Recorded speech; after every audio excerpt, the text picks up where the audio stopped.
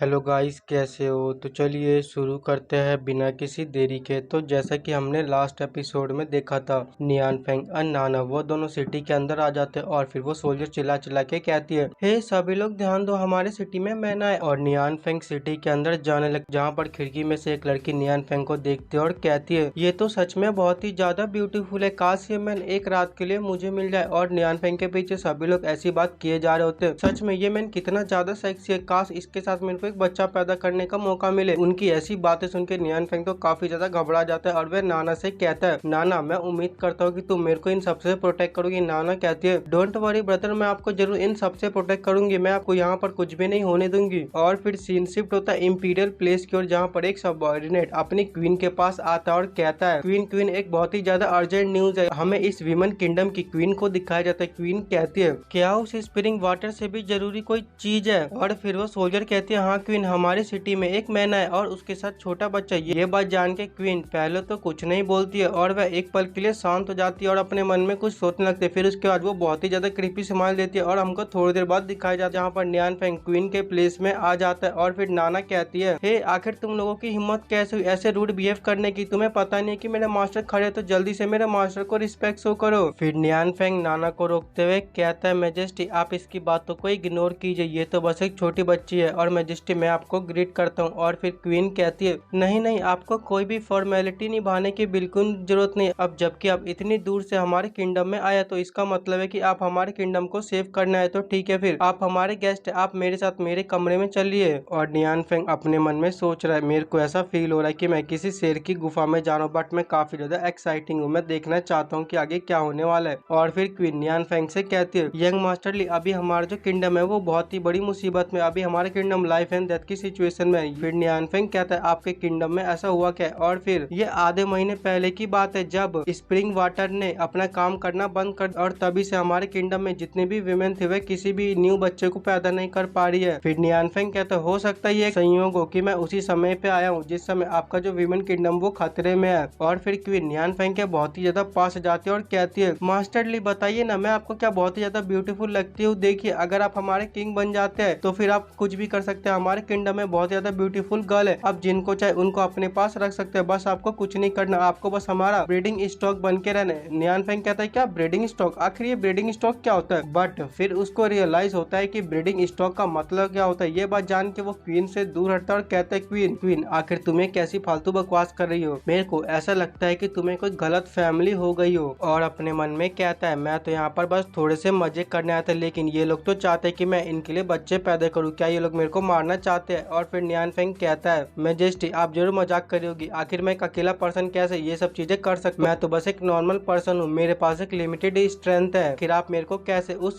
Spring river से compare कर सकते हो? फिर मेजेस्टी कहती है, मास्टर ली आपको ज्यादा काम करने की बिल्कुल भी जरूरत नहीं, बस आपको 9 to 5 वर्क करना है और हफ्ते में एक दिन की छुट्टी मिलेगी, आपको थोड़ा रेस्ट करने का भी टाइम वगैरह मिलेगा। और फिर नियान फेंग कहता है, यह हमारी फर्स्ट मीटिंग है, हो सकता है कि वो पर्सन मैं नहीं जिसको आप ढूंढ रही हो, तो इसीलिए मैं घर जा रहा हूँ, मेरे को अभी काफी सारे जरूरी काम है। ये बोलने के साथ नियान फेंग वहाँ से जाने लग, लेकिन जो क्वीन होते हुए अपने सभी सोल्जर को ताली बजाते हुए आदेश देती है, उसके सभी सोल्जर नियान फेंग को चारों ओर से घेर लेते हैं और कहते हैं, हे मैन तुम वहीं पे रुक जाओ, तुम यहाँ से बिल्कुल भी नहीं हिल सकते हो। नाना को काफी ज्यादा गुस्सा आ जाता है, वो कहती है, आखिर तुम लोगों की हिम्मत कैसे हुई मेरे ब्रदर का ऐसा रास्ता रोकने की? क्या तुम लोग मरना चाहते हो? लेकिन नियान फेंग उसको रोकता है और वह क्वीन से कहता है, क्वीन क्या तुम सच में ये मुझसे फोर्सफुली करवाना चाहती है? और फिर उसके सोल्जर कहते हैं, देखो मास्टर ली, हमारी जो मेजेस्टी वो काफी ज्यादा पोलाइट है, लेकिन हम बिल्कुल भी पोलाइट नहीं है मेजेस्टी, हमें बस इसको एक बार पकड़ना है और उसके बाद से खुद ही अपने आप को सबमिट कर देगा। ये बात जान के नियान फेंग को काफी ज्यादा गुस्सा आ जाता है और वह अपनी बॉडी से एनर्जी रिलीज करने लगता है। उसके बॉडी से उस एनर्जी को रिलीज होता हुआ देख के वह सभी सोल्जर पूरी तरह से हैरान हो जाते हैं और क्वीन भी एक पल के लिए हैरान हो जाते हैं। फिर नियान फेंग अपने मन में कहता है, मुझे नहीं लगता कि ये एनर्जी इन लोगों का कुछ बिगाड़ पाएगी, क्योंकि ये जो एनर्जी है वो सिर्फ इविल लोगों के ऊपर ही काम करती है, ये ह्यूमन को बिल्कुल भी हार्म नहीं करती है। बट अगर मैं ऐसा करूंगा तो इससे थोड़े स्पेशल इफेक्ट के फीचर आएंगे और ये लोग डर जाएंगे, जिससे कि ये लोग मेरे को बड़ी आसानी से जाने देंगे। मैं बस उम्मीद करता हूँ कि ये लोग मेरी ट्रिक में फंस जाए। और फिर वो नाना से कहता है, नाना अब तुम्हारी बारी है। ये बात जान के नाना कहता, हाँ मास्टर मैं जरूर आपको प्रोटेक्ट करूंगी, मैं अपने मास्टर को बिल्कुल भी कुछ नहीं होने दूंगी। और फिर नाना नियान फेंग के सामने आ जाती है। तो गाइज आप लोग देख ही सकते हो कि हमारा मेन कैरेक्टर कितना ज्यादा डरपोक है, यहाँ तक कि ये ई फैन से भी ज्यादा डरपोक है, जो अबव द 10,000 पीपल का मेन कैरेक्टर है। तो चलिए आगे बढ़ते हैं। और फिर वो सोल्जर कहती है, क्या इमोर्टल? इसकी बॉडी से तो बहुत ज्यादा पावरफुल ऑरा निकल है मैजेस्टी, अब हमें क्या करना चाहिए? अगर ये सच में इमोर्टल है तो फिर हम इसे बिल्कुल भी नहीं जी सकते हैं। ये बात जान के मैजेस्टी तो काफी ज्यादा खुश हो जाते हैं और कहती है, अगर फादर इमोर्टल होगा तो ये कितनी अच्छी बात होगी, उसके बच्चे तो और भी ज्यादा पावरफुल होंगे। फिर नियान फेंग उसको कहता है, देखो कि मैं तुम्हारे साथ बच्चा पैदा करने में बिल्कुल भी इंटरेस्टेड नहीं हूँ। अगर तुम मेरे को जाने दोगी तो मैं ये मैटर भूल जाऊंगा और तुम्हारा जो वो रिवर का पानी है उसको कैसे ठीक किया जाए मैं उसके बारे में थोड़ा सोच सकता हूँ। और फिर वो सोल्जर कहती है, मैजेस्टी ये बंदा बिल्कुल सही कह रहा है, इसकी बातों में दम है, हमें इसके बातों को सुनना चाहिए। और वैसे भी अगर हम इसे फाइट करेंगे तो हम इसको हरा ही नहीं सकते। फिर मैजेस्टी कहती है, ठीक है, फिर मैं इस बात से पूरी तरह से एग्री करती हूँ। और ये बोलते के साथ ही सभी सोल्जर ने अपने वेपन को डाउन कर लिया होता है। और वे नियान फेंग से कहती है, मास्टर ली आप यहाँ पे बैठ जाइए, हमारे बीच में जरूर कोई मिसअंडरस्टैंडिंग हो चुकी। हमारे किंगडम की जितने भी विमेन है वह सभी बहुत ही ज्यादा समझदार है, ये बस एक मजाक था, आप इस चीज को इग्नोर कीजिए। और फिर नियान फेंग कहता है, वेल ये कितनी अच्छी बात है कि तुम लोग अब समझ चुके हो, तो ठीक है, फिर अब हम लोग आराम से बैठ के बात कर सकते हैं। और फिर क्वीन कहती है, मास्टर ली मैं ये बात जानना चाहती हूँ कि आखिर आप कैसे हमारे स्प्रिंग वाटर को ठीक करने वाले हो। ये बात जान के नियान फेंग के पास तो कुछ आंसर ही नहीं होता है। और फिर वो कहता है, हेवनली प्लेस में काफी सारे ऐसे लोग हैं जो मेरे दोस्त हैं, मैं उन लोगों को बोल दूंगा और वह लोग स्प्रिंग वाटर को ठीक कर देंगे। और फिर वो नाना से कहता है, नाना जल्दी से हेवनली प्लेस में जाओ और जाके उन लोगों को यहाँ की सिचुएशन बताओ, उन लोगों को बोलो कि यहाँ पे आके यहाँ की सारी सिचुएशन ठीक कर दे। और फिर नाना अपने मन में कहती है, आखिर ब्रदर मेरे को अपने आप से दूर क्यों भेजो, सबसे पहले ब्रदर विमेन किंगडम में है और उसके बाद उन्होंने यहाँ के लोगों को शो किया कि वह बहुत ज्यादा कमजोर है। फिर अचानक से उन्होंने अपनी पावर को शो किया और उसके बाद उन्होंने ये उनको ऑफर दिया कि वह यहाँ की सिचुएशन को ठीक कर देंगे, जिससे कि विमेन किंगडम को लगा कि नियान फेंग बहुत ही ज्यादा काइंड हार्टेड है और वैसे एक ही साथ सभी विमेन को कॉन्कर कर पाएंगे। ब्रदर तुम तो सच में काफी ज्यादा अमेजिंग हो। फिर नानक कहते, तो ब्रदर आप मेरे को बताइए कि आप यहाँ पे कितने दिनों तक रुकने वाले और मैं हेवनली प्लेस कितनी जल्दी जाऊँ। फिर नियान फेंग कहता है, मैं यहाँ पे कुछ दिनों तक रुकने वाला हूँ और तुम जल्दी से हेवनली प्लेस में जाओ और जाके ये सब चीजें रिपोर्ट कर दो। नाना कहते, ठीक है ब्रदर मैं जा रही हूँ। और अपने मन में कहती है, ब्रदर ने बोला कि वह कुछ दिनों तक रुकने वाले, इसका मतलब है कि कम से कम वो 10 दिनों तक तो यहाँ पे रुकेंगे। और फिर वो कहते तो ठीक है बाय ब्रदर, मैं यहाँ से जा रही हूँ और आप दोनों यहाँ पे अकेले मजे कीजिएगा। उसकी ऐसी बातें सुन के नियान फेंग अपने मन में कहता है, आखिर नाना ऐसी बातें कहाँ से सीखती है, ये तो अभी छोटी बच्ची, कहीं ये सब बातें नोवेल से तो नहीं सीखती है। और फिर क्वीन नियान फेंग को चाय देते हुए कहती है, मास्टर ये लीजिए चाय पीजिए। नियान फेंग चाय को ले लेता है और अपने मन में कहता है, मेरे को बहुत ही ज्यादा बैड फीलिंग आ रही है, नाना तुम जल्दी से जल्दी यहाँ पे आ जाओ, नहीं तो मेरे साथ बहुत ही बुरा हो सकता है। और फिर सीन शिफ्ट होता है किसी दूसरे जगह पे और जहाँ पर एक सोल्जर कहते हैं, क्वीन क्या आप सच में मास्टर ली के साथ कुछ भी नहीं करना चाहती हो? क्वीन कहती है, आखिर मैं उसके साथ क्या ही कुछ कर सकती हूँ, वो बहुत ही ज्यादा पावरफुल है, अगर मैंने कुछ करने की कोशिश की तो मैं वैसे ही हार जाऊंगी। और फिर वो सोल्जर कहती है, ऐसा लगता है कि एक्सपर्ट को नंबरों से नहीं बल्कि क्वालिटी से फर्क पड़ता है। फिर क्वीन कहती है, हाँ तुम बोलती रहो, मैं तुम्हारी बात अच्छे से सुन रही हूँ। और फिर वो सोल्जर उसके कान में कहती है, एक्सपर्ट ने हमको बोला था कि हम उनके बारे में कुछ बुरा ना सोचे, तो क्यों ना हम उनको अपनी सिंसियरिटी शो करें। और वैसे भी एक्सपर्ट बहुत ही ज्यादा काइंड हार्टेड है, अगर हम उनको अपनी सिंसियरिटी शो करेंगे तो वो जरूर हमारी इसमें साथ देंगे। फिर सीन शिफ्ट होता है नियान फेंग के घर की ओर, जो अपने घर में बैठ के कपड़ा सिल होता है। और फिर दरवाजे पे कोई नॉक करता है। नियान फेंग कहता है, आखिर घर के बाहर कौन है? घर के बाहर से आवाज आती है, वो कहती है, एक्सपर्ट मैं क्वीन बोल रही हूँ।